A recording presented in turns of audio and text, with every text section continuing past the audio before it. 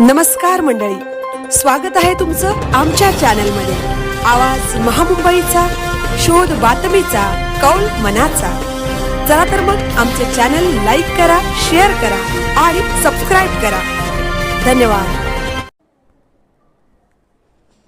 गोवा महामार्गाचे काम गेल्या अनेक वर्षांपासून रखडलेले असून त्यामुळे कोकणवासियांना प्रचंड त्रास सहन करावा लागत आहे। वारंवार होणारे अपघात, सततची वाहतूक कोंडी, धुळीचे लोट व प्रवाशांची गैरसोय यामुळे नागरिकांमध्ये तीव्र असंतोष निर्माण झाला आहे। सरकार, प्रशासन व संबंधित ठेकेदारांकडून केवळ आश्वासनांपलीकडे कोणतीही ठोस कार्यवाही होत नसल्याने कोकणवासियांचा संयम आता संपला आहे। या पार्श्वभूमीवर कोकणातील विविध सामाजिक संघटना व नागरिकांच्या वतीने रविवार दिनांक 11 जानेवारी 2026 रोजी संगमेश्वर येथे मुंबई गोवा महामार्गावर रास्ता रोको आंदोलन आयोजित करण्यात आले आहे। हे आंदोलन कोणत्याही राजकीय हेतूने नसून जनतेच्या सुरक्षिततेसाठी व न्याय हक्कासाठी करण्यात येत आहे।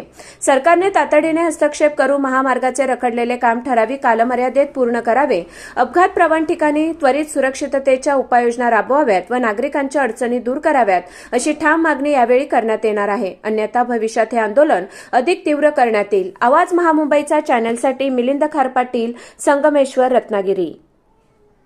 नमस्कार।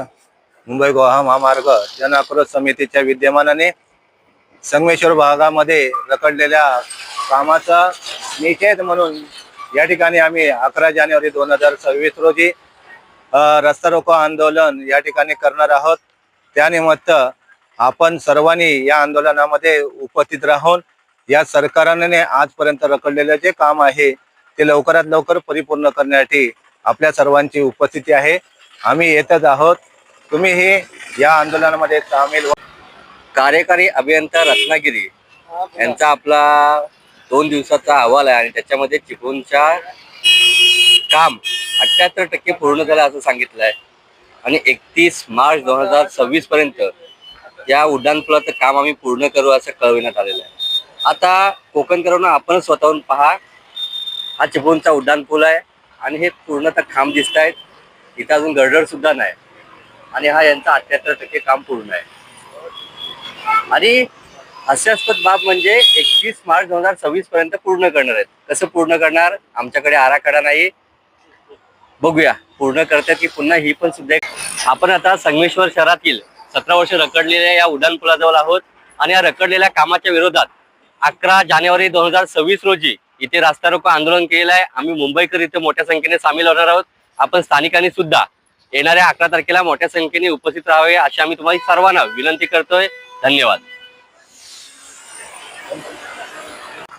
म्हणजे आता आपण उभे आहोत संगमेश्वरच्या या उड्डाणपुलाजवळ आणि ही आहे धूळ। पावसाळ्यात चिखल आणि उन्हाळ्यात धूळ अशी ही परिस्थिती या संगमेश्वरमध्ये पाहायला मिळते। बऱ्याच वर्षापासून या महामार्गाचं काम चालू आहे। आपण रात्री अधिकाऱ्यांसोबत सुद्धा संपर्क केला, परंतु त्यांची मिळालेली उत्तरं ही समाधानकारक नाहीत। त्याच्यामुळे येणाऱ्या मार्च पर्यंत देखील हा उड्डाणपूल होईल याची शक्यता कमी आहे। आपण पाहिलात तरी बघा, असे हे 2 कामगार इथं काम करतायत, एक जेसीबी काम करतोय आणि वर ब्रिजवरती 4 माणसं काम करतायत। कशा पद्धतीने हा ब्रिज पूर्ण करणार याचा काही सुद्धा आराखडा आपल्या समोर हे सादर करत नाहीत।